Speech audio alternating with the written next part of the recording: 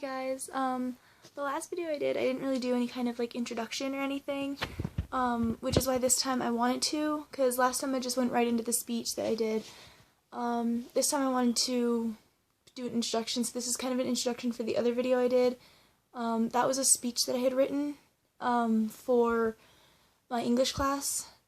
I had to do one, and we had to pick a social issue, and that's the one I chose to do because it means a lot to me. I had to do another one. This one was an essay, but I've kind of converted it into a speech. This one I did about bullying, because that's also something really important to me. But before I read it, I wanted to, introduce myself. My name's Alexis, but a lot of people call me Bubbles. So if you want to remember me like that, that's totally fine. So yeah, new to like videos on YouTube. So I'm just gonna go ahead with my speech now. So yeah. When it comes to bullying, never turn a blind eye. Bullying is not some unimportant spectacle to be swept under the rug and ignored. Turning your back should never be an option. When I was in 4th grade, I observed others around me being bullied.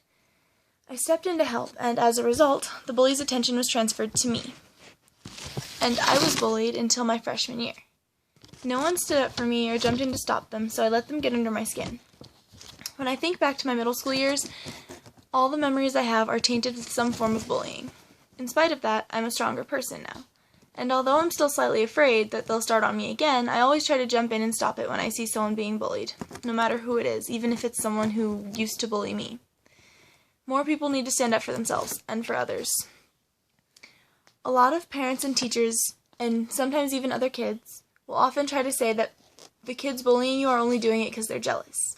Now, although that might help boost self-esteem a little, this is by no means a solution to the problem.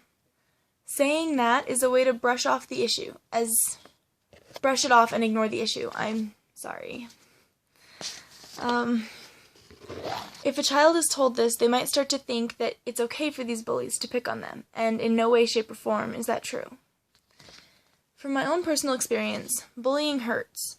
It is damaging to self-esteem and confidence, and it is not some cute little act that can be written off as the harmless behavior of little children. It has been about 3 years since I've been bullied, and still I have a lot of problems with confidence. I'm really still terrified of being judged, and it's just terrible.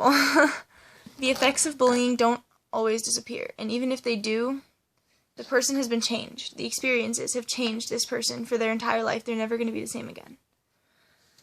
In the poem To This Day by Shane Koyczan, he states, "We weren't the only kids who grew up this way, surrounded by kids who used to say that rhyme about sticks and stones, as if broken bones hurt worse than the names we got called." And then later in the poem, he states, "To this day, despite a loving husband, she doesn't think she's beautiful, because of a birthmark that takes up a little less than half her face. Kids used to say she looks like a wrong answer that somebody tried to erase but couldn't quite get the job done." In another example of how these words from bullies continue to affect us, he says, "Despite an army of friends who all call him an inspiration, he remains a conversation piece between people who can never understand."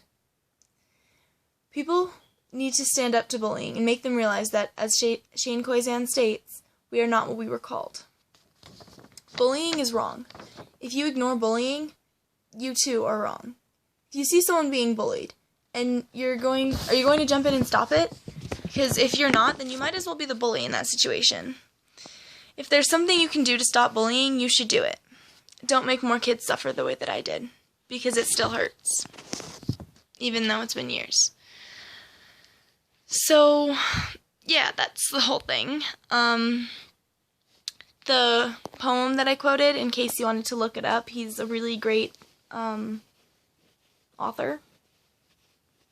Poet, yeah, that's the word. I'm sorry. He's a really great poet. His name is Shane Koyczan. His last name is a little hard to spell, so I'm just going to spell his first and last name. Shane, S-H-A-N-E, Koyczan, K-A-O, or K-A-O, that was really dumb. No, K-O-Y-C-Z-A-N. That poem was called To This Day. He also does The Crickets Have Arthritis, and there's a bunch more. Yeah, so you can go check him out. He's cool. And, yeah. See you later.